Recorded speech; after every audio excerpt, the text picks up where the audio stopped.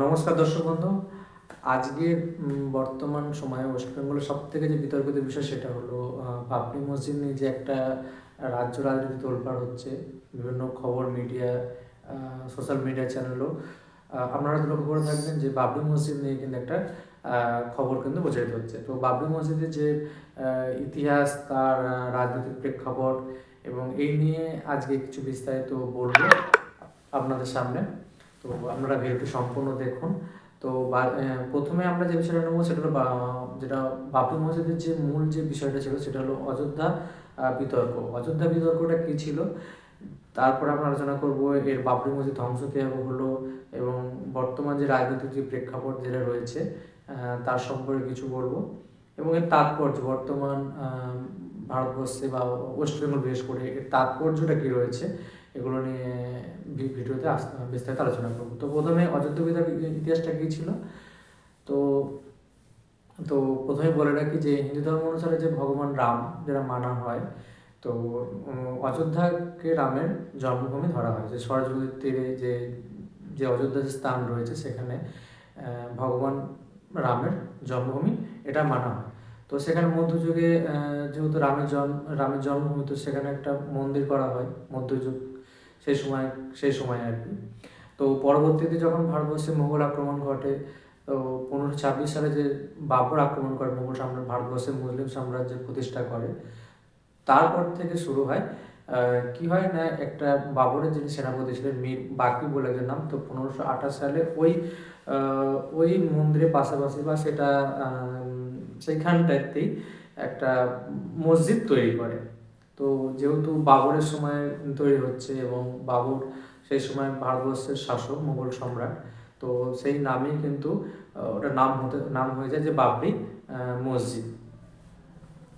তো এরপরে এটা চলতে থাকে। তো ভারতবর্ষে মুঘল সাম্রাজ্যের পতন হয়। এরপরে বিভিন্ন যে সময় আসে, তার পরবর্তী সময় ইংরেজ শাসনকাল চলে ভারতবর্ষে প্রায় 200 বছর। তো ইংরেজ সময়কালেও কিন্তু কিছু এই নিয়ে কিন্তু লোকাল কিন্তু দাঙ্গা কিন্তু হয়, সেটা লক্ষ্য করা যায়। তো সর্বপ্রথম যেটা 1853 সালে একটা কিন্তু দাঙ্গা হয়েছে এবং সেখানেও কিন্তু কিছু লোকের মৃত্যু ঘটে। তো এরপরে কি হয় সেখানে, তো সেই সময়টা কিন্তু এটা ইংরেজ সরকারের সময় কিন্তু সেই জায়গাটা পুরো একদম মানে ওটাকে জাস্ট ঘিরে রাখা হয় যাতে কোনো রকম রায়ট বা কোনো রকম দাঙ্গা যাতে না হয়।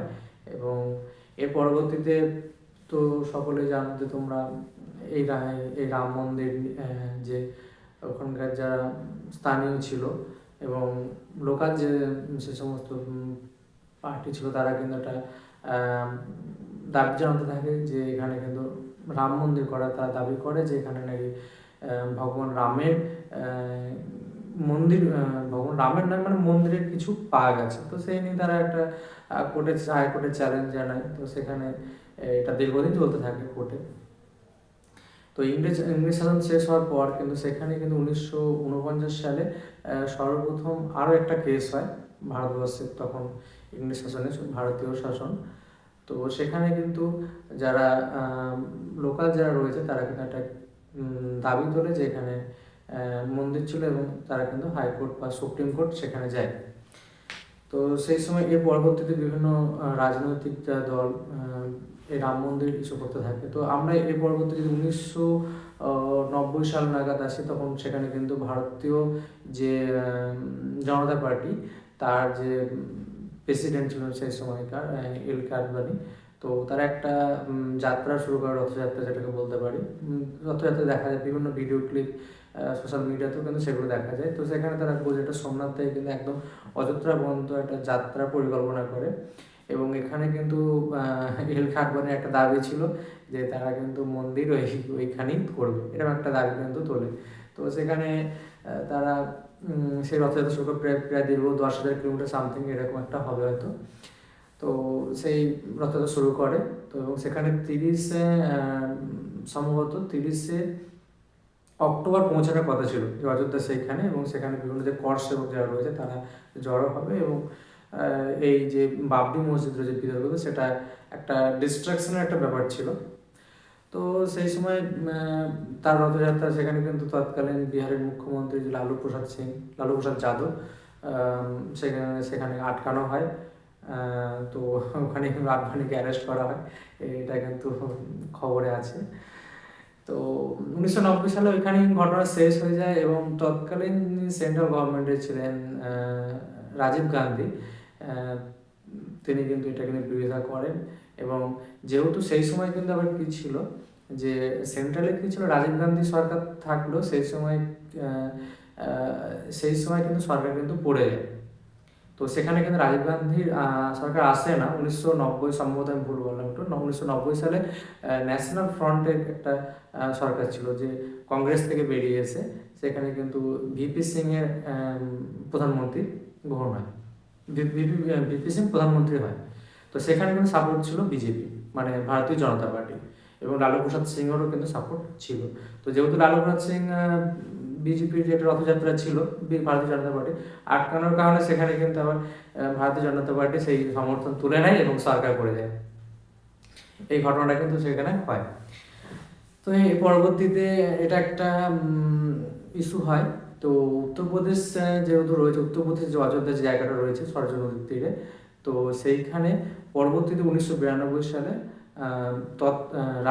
স্টেট ইলেকশনে, স্টেট অ্যাসেম্বলিতে কিন্তু বিজেপি কিন্তু বিপুল সংখ্যাগরিষ্ঠ নিয়ে ক্ষমতায় চলে আসে 1992 সালে। 1992 সালে কল্যাণ সিং হচ্ছে উত্তরপ্রদেশের হচ্ছে মুখ্যমন্ত্রী। তো এবার এবার তখন কিন্তু কি হয়, হাইকোর্ট থেকে নির্দেশ ছিল, এলাহাবাদ হাইকোর্ট থেকে, সম্ভবত এলাহাবাদ হাইকোর্ট থেকে নির্দেশ ছিল যে এখানে কোনো রকম কিন্তু মন্দিরের জন্য কিন্তু কোনো রকম কনস্ট্রাকশন করা যাবে না, বা কোনো কিছু কনস্ট্রাকশন করা যাবে না। তো কল্যাণ সিং সেই অর্ডার মেনে নেয় হাইকোর্টে, যে এখানে কোনো রকম কনস্ট্রাকশনের অর্ডার দেওয়া হবে না। এবং একই সাথে কিন্তু পাবলিকলি বলা হয় যে কোনো রকম যারা মন্দির তৈরি করতে চাইছে তাদের কোনো রকম পুলিশ ওপেন ফায়ার করবে না। তো এর ফলে কি একটা ইনডাইরেক্টলি একটা উৎসাহ দিয়ে দেওয়া হয় যে খোলা হাত আর কি। তো 1992 সালে 6 ডিসেম্বর সেখানে অনেক কর সেবক যারা রয়েছে তারা জড়ো হয় এবং তারা ওই ধ্বংস লেখাটা যেটা সেটা করে মসজিদ সেখানে ভেঙে ফেলে কিছুটা। কর্ষকরা অনেক কর্ষক সেখানে জড়ো হয়েছিল, লক্ষাধিক। তো এরপরে সেটা কোর্টের নজরে আসে এবং বিভিন্ন সেই সময় যে সমস্ত নেতৃত্ব স্থানীয় ছিল বিজেপির, তাদের বিরুদ্ধে কেসও অনেক করা হয় কোর্টে, হাইকোর্ট, সুপ্রিম কোর্টে। তো এই কেস কিন্তু তারপর থেকে কিন্তু চলতে থাকে। তো আমরা কেসের লাস্ট যে রায়, যে রাম মন্দির বিতর্ক, যেহেতু একটা বাবরি মসজিদ মধ্যযুগে তৈরি হয়েছিল বাবরের সময়ে, তারপর রাম মন্দিরের যে দাবি একটা তুলছিল, যে এরপরে কি হয় যে 2019 সালে সব থেকে একটা লাস্ট যে রাম মন্দির নিয়ে একটা ভার্ডিক্ট দেয় বিচারপতি মাননীয় রঞ্জন গগৈ বিচারপতি ছিলেন সেই সময়, কিন্তু একটা রাম মন্দির রায় কিন্তু দিয়ে যায় এবং সেখানে কিন্তু রায়ের এটা বলা হয় যে এই বাবরি মসজিদ যেখানে ছিল, সুপ্রিম কোর্ট মেনে নেয় যে সেখানে রাম মন্দিরই ছিল এবং সেটা সেই সময় যারা করেছিল তাদেরকে জমিটা দিয়ে দেওয়া হয় এবং পাশে কিছু জমি ছেড়ে দেওয়া হয় যাতে মসজিদ তৈরির জন্য। তো এই নিয়ে একটা বিতর্ক অবসান ঘটে ভারতীয় সুপ্রিম কোর্টে, রাম মন্দির বিতর্ক। তো রাম মন্দির হতে থাকে, সেটা সকলে জানো যে 2024 যে ইলেকশন ছিল, ওই লোকসভা নির্বাচন, তো লোকসভা নির্বাচন রাম মন্দির একটা বিরাট ইস্যু ছিল বিজেপির, ভারতীয় জনতা পার্টির জন্য, যে আমরা বিজেপি ওনারা রাম মন্দির করতে পেরেছে। তো কেন এই বিষয়ে বলছি এখন, তার কারণ হলো আমাদের ওয়েস্ট বেঙ্গল, পশ্চিমবঙ্গে একটা বাবরি মসজিদ নিয়ে কিন্তু একটা খবর কিন্তু এখন হচ্ছে। বাবরি মসজিদ কি, সেই সময় কিন্তু ঘোষণা করা হয় যিনি এখন বর্তমান আজকের দিনে কিন্তু তিনি প্রাক্তন, তো তৃণমূল কংগ্রেস, অল ইন্ডিয়া তৃণমূল কংগ্রেস, যার বিধায়ক ছিলেন হচ্ছেন হুমায়ুন কবির। সেই সময় কিন্তু দাবি করে যে যে পশ্চিমবঙ্গে মুর্শিদাবাদ জেলার বেলডাং একটা জায়গা রয়েছে, সেইখানে কিন্তু তিনি একটা বাবরি মসজিদ নাম দিয়ে একটা মসজিদ তিনি করবেন। তো তার শিলান্যাস দিন আগে থেকে অ্যানাউন্স করেন যে 6 ডিসেম্বর কিন্তু সেই শিলান্যাস তিনি করতে চাইছেন। তো এর ফলে কি হয় যে একটা বাবরি মসজিদ একটা ঐতিহাসিক বিষয়, সেই মধ্যযুগ থেকে হয়ে আসছে। তো লোকাল যে সমস্ত মানুষজন রয়েছেন যারা বিশ্বাস করেন যে বাবরি মসজিদে তাদের সঙ্গে আবেগ জড়িয়ে রয়েছে, তারাও কিন্তু শুরু করে যে যে যেমন পারে, যেটা আমরা সোশ্যাল মিডিয়ার বিভিন্ন ক্লিপে দেখতে পেয়েছি, কেউ ইট, কেউ সিমেন্ট, আবার অনেকে কিন্তু টাকাও সময় করে নিয়ে গিয়ে তারা এই মসজিদটা তৈরি করা যায় সে তার জন্য কিন্তু ডোনেশন করছে। এইটা হলো বর্তমান বিষয় আর কি। সেই মধ্যযুগের সেই সময় থেকে শুরু করে বর্তমান যুগে, আধুনিক যুগে বলতে পারি। তো রাম মন্দিরের বিতর্ক, রাম মন্দির বাবরি মসজিদ বিতর্ক একটা ছিল আগে থেকে, এখনও সেটা কিন্তু আবার মনে হলো এই গত কয়েকদিনের ঘটনা থেকে মনে হলো যে আবারও একটা নতুন করে শুরু হলো, বিশেষ করে ওয়েস্ট বেঙ্গলে। এখন যেহেতু 2026-এ আমাদের স্টেটে ওয়েস্ট বেঙ্গলে একটা ইলেকশান রয়েছে, স্টেট ইলেকশান রয়েছে, এবং সেখানে একটা সংখ্যালঘু ভোট একটা বিরাট বড় ফ্যাক্টর, এবং এই ভোটটা যে এই ভোটটা যে কীভাবে শাসক দল হোক বা বিরোধীরা হোক কীভাবে নিজেদের দখল রাখতে পারবে বা নিজেরা ভাঙতে পারবে, সেটাও কিন্তু একটা ফ্যাক্ট। এই ইস্যুটা কিন্তু একটা আমার ব্যক্তিগতভাবে মনে হয় কিন্তু আগামী 2026 যে ইলেকশন রয়েছে সেখানে কিন্তু একটা প্রভাব ফেলবে।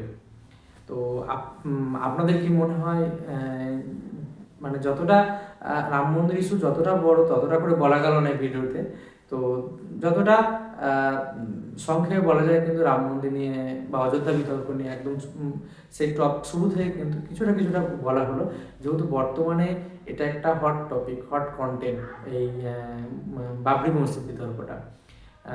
একটা আপনাদের একটা ধারণা দেওয়ার চেষ্টা করার ভিডিওতে। তো আপনাদের কি বক্তব্য এই বাবরি মসজিদ নিয়ে বা বর্তমান যে ঘটনাগুলো ঘটছে এই নিয়ে?